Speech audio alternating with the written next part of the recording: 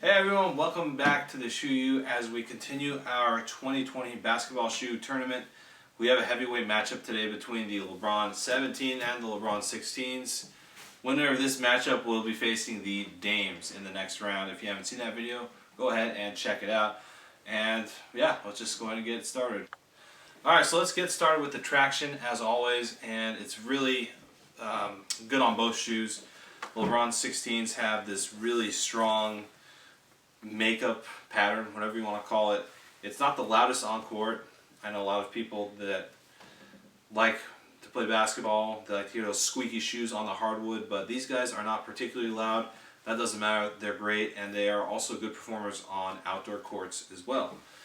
On the LeBron 17s, you have a similar pattern, but it's, I don't know how to say it, it's broken off a little bit more. Into sections? Yeah, a little bit more into sections. See, as you can see up here, it's a little bit more divided than it is with these. This one. For me, the traction just felt a little bit better on the LeBron 16s. That's what gets the edge. The 17s, while they are good, I feel like it's just a little bit less responsive and it's a little bit more prone to slippage. I didn't really have any bad slips or falls or anything like that. It is a good traction shoe, but it's just not as good as the LeBron 17s. So for the traction, we are giving the edge to the 16s. So let's go ahead and talk about the materials of the shoe. Now these are both really nice colorways. These are the equalities on the 16s and then the more than an athlete 17s. Both of them have really good looking materials in my opinion. You know, the battle knit here on the LeBron 16s looks really good. And you have it sort of retooled and turned into knit posit a little bit more on this on the 17s.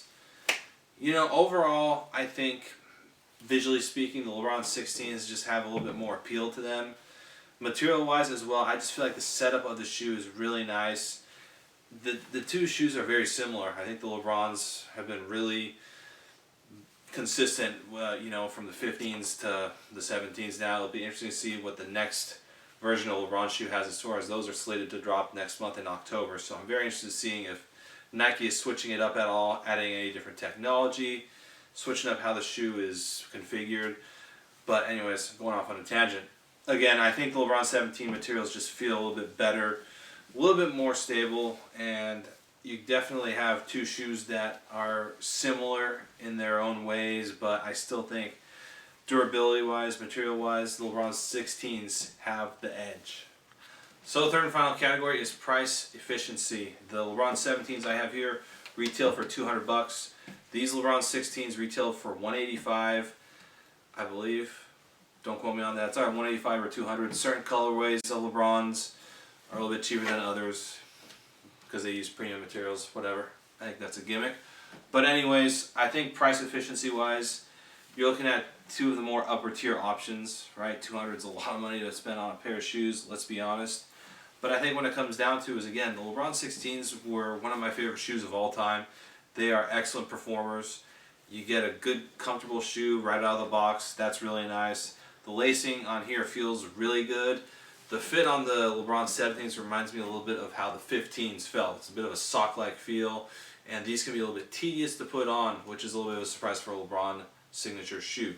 The 16s, very simple to put on. As you can see, this lacing system, it's very classic in that sense.